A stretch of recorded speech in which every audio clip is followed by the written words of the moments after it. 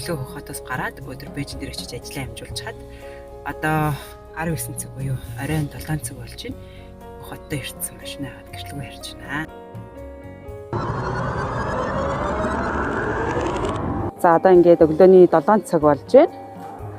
За Ухаатын 100 өртөнөөс 7:17-гийн хордны галтрыг цугаад Бээжин явах гэж байгаа. Тэгээд энэ дэлгэнтнээс та бүхэндээ хордны галтрын тухай танилцуулаад авъя. Энэ бол Фушинхор буюу Сэргэн мандалт нэртэй өндөр хурдны галт тэрэг. Одоогоор дэлхийн хамгийн хурдан галт тэрэг хэмээгдсэн энэхүү галт тэрэг нь цагт 350 км аялах боломжтой. Бээжингээс Хөхот хүртэл 2 цаг 15 минуттай аялдаг. Сэргэн мандалт хурдны галт тэргийг амжилттай бүтээж ашиглалтад оруулсан нь Хятад улс хурдны галт тэрэг бүтээх гол болох мэргэжлийг бүрэн хэмжээнд эзэмссэн гэдгийг харуулж байгаа юм.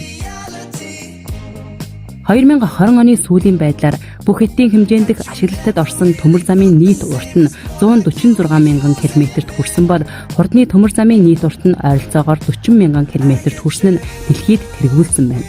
Үүгээр ч үд барам 2-оос 10 дугаар байранд жагссан хэдэн орны хурдны төмөр замын нийт урт нь Хятад улсын хэмжээнд хүрдэггүйг тооцоогүй.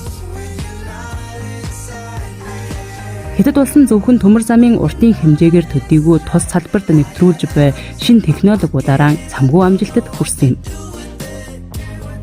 Тухайлбал чичиргээгүй ямар ч улиралд ажиллах дотоод хөргөлт халаалтын системтэй интернетэд холбогдох зурагт үзэх боломжтой зэрэг хэрэглэгчдийн таашаалд нийцсэн хурдны галт тэргүүдийг зорчигч тээврийн үйлчилгээнд ашиглаж байна.